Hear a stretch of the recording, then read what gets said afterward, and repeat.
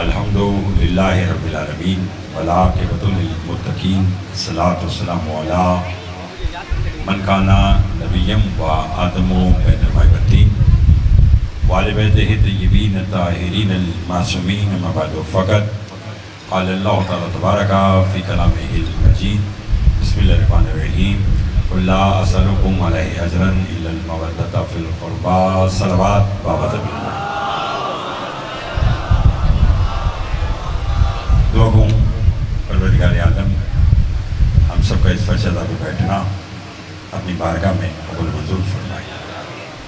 بانی مجلس میرے بھائی قاسم بٹی صاحب ان کے برادران اور اس کے علاوہ زبان نگا صاحب اور ان کے خانوادہ کی توفیقات میں اضافہ فرمائے۔ قبولیت کلمات ہیں، مل کر دعا مانگیں، جو بیمار ہیں انہیں شفا کاملہ عطا فرمائے، جو مقروض ہیں ان کے قرض عطا فرمائے، جو بے اولاد ہیں انہیں اولاد لدین عطا فرما۔ جناب سکلین بٹی صاحب کو مالک عزاداری کا وارث عطا فرما۔ میرے بھائی قاسم بٹی صاحب، بابا سید اظہر شاہ صاحب اور دیگر جتنے احباب اس مجلس عزا کی زینت بنے ہیں، مالک سب کی توفیقات میں اضافہ فرما۔ لاکھوں دعاؤں کی دعا ہمارے وارث کا ضرور جلب فرما، ہمارے امام کو ہم سے راضی فرما۔ ناصر یاسر صاحب کو مالک اس ذکر کا واسطہ عزاداری کا وارث عطا فرما، ہمارے وارث کا ضرور جلب فرما، ہمارے امام کو ہم سے راضی فرما۔ ایک صلوات اتنی بلند بھیجیں جتنی محمد و آل محمد نے طاقت عطا فرما۔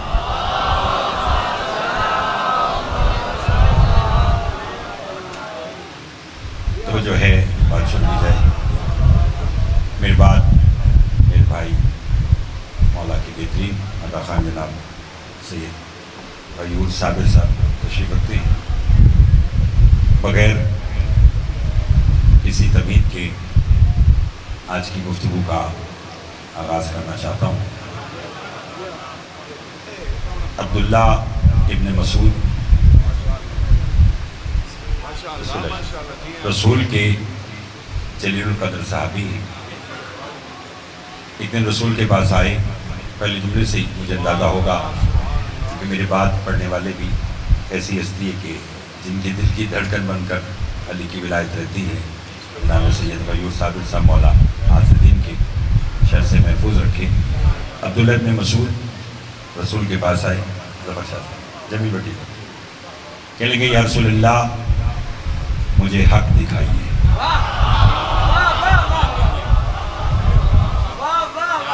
جتنی جلدی میں نے کی ہے اتنی جلدی آپ کیجیے گا۔ فرمایا حضرت صاحب مجھے حق دکھائیے۔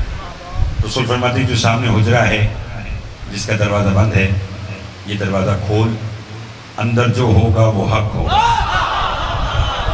بہت مہربانی، بہت شکریہ، بہت شکریہ۔ مولا آپ کو سلامت رکھے۔ آپ جانتے ہیں کہ اس مجلس میں میری حیثیت بانی سی ہوتی ہے اور آنا یہاں ضروری تھا، تو بس چند جملے آج کے فضائل کے آپ کے خدمت میں پیش کروں گا اور پھر ممبر میں اپنے بھائی کو دینا چاہتا ہوں۔ کیا کہا؟ اندر جو ہوگا وہ حق ہوگا۔ عبداللہ کہتے ہیں میں رسول کا حکم پاتے ساتھ ہی اس حجرے کے کمرے، اس حجرے کے دروازے کے قریب گیا۔ میں نے جا کر دروازہ کھولا تو میں نے کیا دیکھا کہ اندر مصلی عبادت بچھا ہوا ہے، حسنین کا بابا مصلی عبادت پر موجود ہے اور علی کے دونوں ہاتھ بلند ہے اور علی یہ کہہ کر دعا مانگ رہے ہیں پروردگار تجھے نبی کی رسالت کا واسطہ میرے شیعوں کی شفاعت کر دے۔ بہت شکریہ، بہت شکریہ پروردگار۔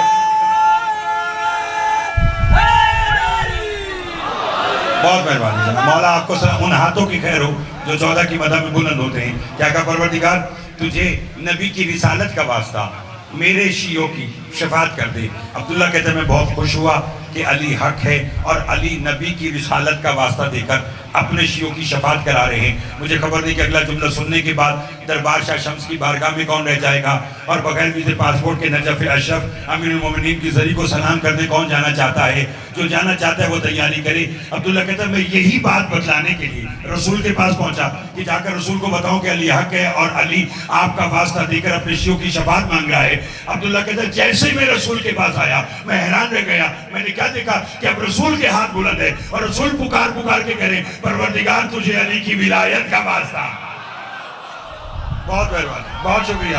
مل کے حیدری کیا کہا پرور جی؟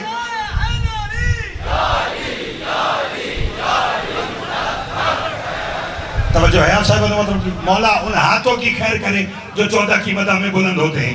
کیا کہا پروردگار تجھے علی کی ولایت کا واسطہ، علی کے شیعوں کی شفاعت کر دے. عبداللہ کہتا ہے میں نے دونوں ہاتھ نبی کے قدموں پہ رکھے. میں نے رکھ کے کہا سرکار علی کے پاس گیا، وہ آپ کا واسطہ دے رہے ہیں. آپ کے پاس آیا، آپ علی کا واسطہ دے رہے ہیں. یہ ماجرا کیا ہے؟ پھر زبرجہ جی رسول مسکرا کر فرماتے ہیں عبداللہ ہم دونوں بھائی ایک دوسرے کا واسطہ نہ دے تو کیا کرے؟ ہم اس وقت سے ایک ساتھ ہیں جب کوئی اور واسطہ ہی نہیں تھا. اللہ اکبر. بہت شکریہ جناب، بہت شکریہ. توجہ ہے آپ صاحبان کو. ان ہاتھوں کی خیر ہو جو 14 کی مدح میں بلند ہوتے ہیں. حجاج بن یوسف دشمن اہل بیت. تھوڑے لوگوں نے لعنت کی ہے، جو جس کا حق ہے وہ ادا کرنا چاہیے. دشمن اہل بیت ہے. جملے کا لطف لیجیے گا. اس نے اپنی سلطنت میں اپنے وزراء کو بلایا، وزیروں کو. کہنے گا مجھے کوئی تمہیں آج بلانے کا ایک خاص مقصد ہے. وزیروں نے کہا کیا؟ کہنے گا میں آج کے بعد علی کا نام لینے پر پابندی لگا رہا ہوں. تھوڑے لوگ بولے یہ ذکر جتنا بے شمار جتنا چھپایا گیا اتنا بڑھتا گیا. ابھی لطف لیجیے گا. اس نے کہا کیا اعلان ہے؟ اس نے کہا آج کے بعد میری سلطنت میں علی کا نام لینا جرم ہے، اور جو علی کا نام لے گا اسے 40 کوڑے سزا ہوگی. اس نے کہا ٹھیک ہے، علی کا نام لینا جرم، 40 کوڑے سزا. اسی کے دور میں علی کا ایک نوکر 60 برس کا بوڑھا نام ابو دمام ہے. یہ اپنے گھر بستر بیماری پہ لیٹا ہوا ہے وکیل صاحب. یا اس کا ایک دوست ابو دمام کے پاس آیا. میں دیکھوں گا کون کتنا بول سکتا ہے. آ کر کہنے لگا ابو دمام آج حجاج نے ایک عجب اعلان کر دیا. اس نے کہا کیا؟ اس نے کہا کہ میری سلطنت میں جو علی کا نام لے گا اسے 40 کوڑے سزا ہوگی، اور میری سلطنت میں علی کا نام لینا جرم ہے. ابو دمام نے کہا اچھا یہ بات ہے. کہا اس نے عصا کا سہارا لیا اور اپنے گھر کے دروازے کی طرف جانے لگا. اب پتہ نہیں آپ میں سے کون کتنا بولے گا. اس کے دوست نے ابو دمام سے کہا کہاں جا رہا ہے؟ کہا تو نے تو بتلایا ہے کہ حجاج نے کہا ہے کہ علی کا نام لینا جرم ہے. سن اب گھر میں بیٹھنا جرم ہے. بہت شکریہ، بہت شکریہ، بڑی مہربانی، بہت مہربانی، بہت مہربانی. بس آج کا اسی جملے پر نتیجہ لیجئے گا اور میری آج کی فضائل ہی کی مجلس کو قبول کیجئے گا. آپ کو پھر دل کھول کے مسائل سنائیں گے. غیور صاحب میرا ساتھ دیجئے گا. اس نے کہا سن اب گھر میں بیٹھنا. سب بولو. گھر میں بیٹھنا جرم ہے. بازار آیا، شہر کے صدر چوک میں کھڑا ہو کر اس نے لوگوں کو اکٹھا کیا اور کہنے لگا لوگوں سنو، میں نے نہیں برسوں پہلے رسول نے فرمایا ہے کہ علی حق ہے. بہت شکریہ. جہاں کی آج کی بات شروع کی وہیں بھی آج کا نتیجہ. بسم اللہ. بہت مہربانی. بھائی یہ ہاتھ اسی طرح کھول کے رکھیے گا. کیا کہا؟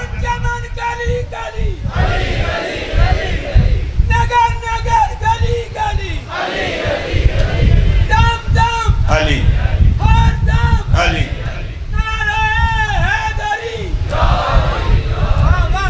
بہت مہربانی. قاسم بھٹی صاحب مالک آپ کو سلامت رکھے. ثقلین کو مالک اولاد نرین عطا فرمائے. یاسر صاحب کو اولاد نرین عطا فرمائے. اور جو بھی اولاد مالک کے ذکر کا صدقہ انہیں عزاداری کا وارث عطا فرمائے. اس نے لوگوں کو اکٹھا کر کے کہا میں نے نہیں کہا کہ برسوں پہلے رسول نے فرمایا ہے کہ علی حق ہے. حجاج کے 2 سپاہیوں نے ابو دمام کو پکڑا اور حجاج کے دربار میں لے آئے. آ کر کہیں گے اس نے تیرے حکم کی خلاف ورزی کی ہے، تیرے منع کرنے کے باوجود علی حق کا نعرہ بلند کیا. حجاج نے ابو دمام سے کہا ایسا کیا ہے؟ اس نے کہا کیا ہے. حجاج کہتا ہے جانتا ہے کہ علی کا نام لینے کے جرم میں 40 کوڑے سزا ہے. بابا در شاہ جی مولا اس جملے کے صدقے آپ کی پریشانیاں دور فرمائے اور آپ کے بیٹے کو مالک دینی دنیاوی علوم میں کامیابی عطا فرمائے. اس لمحے میں آپ کو یہی دعا دے سکتا ہوں. جتنے بیٹے ہیں میں آپ سب کے لیے دعا گو ہوں. حجاج نے ابو دمام سے کہا کہ تو جانتا ہے کہ میں نے علی کا نام لینے کے جرم میں 40 کوڑے سزا رکھی ہے۔ ابو تمام نے کہا بکواس بند کر، عشق علی میں بس 40 کوڑے۔ آئے آئے آئے آئے، بہت مہربانی بہت مہربانی، میں بالکل نتیجے کے قریب آ گیا آج کے، بہت مہربانی۔ نا نا نا، نعرہ لگانا تو مل کر حیدری۔ اس نے کہا خاموش، عشق علی میں صرف 40 کوڑے، 400 مار، 4000 مار، 40,000 مار۔ حجاج کہتا پہلے 40 کوڑے کھا، فیصلہ بعد میں ہوگا۔ اس نے جلاد سے کہا اس کو کوڑے مار۔ اب وہ علی کے بغض میں کوڑے مار رہا ہے، یہ عشق علی میں ان کوڑوں کو وصول کر رہا ہے۔ جب 40 کوڑے لگے، 60 برس کا بوڑھا تھا، بیمار تھا، زمین پہ گرا، لب ہلنے لگے۔ بہت مہربانی، مولا آپ کو سلامت رکھے۔ یہ جملہ مالک آپ کو آباد رکھے، میں آپ کو عطیہ کر کے اور دعا سب سے لینا چاہتا ہوں۔ اس کے لب ہی نہیں، ابو تمام کی، بوڑھا تھا تو حجاج نے طنز کیا، کہنے لگا علی کا نوکر ہے، مرنے لگا ہے، پانی مانگ رہا ہے، اسے پانی پلا دو۔ یا اسی کے دربار میں ایک اور علی کا نوکر علی کا عشق چھپائے بیٹھا تھا، اسے رہا نہ گیا، وہ کھڑا ہو گیا اور کھڑا ہو کر کہے گا حجاج جلاد سے کہے پانی بعد میں پلائے، پہلے کان لگا کے سن تو لے، پانی مانگ رہا ہے یا علی حق کہہ رہا ہے۔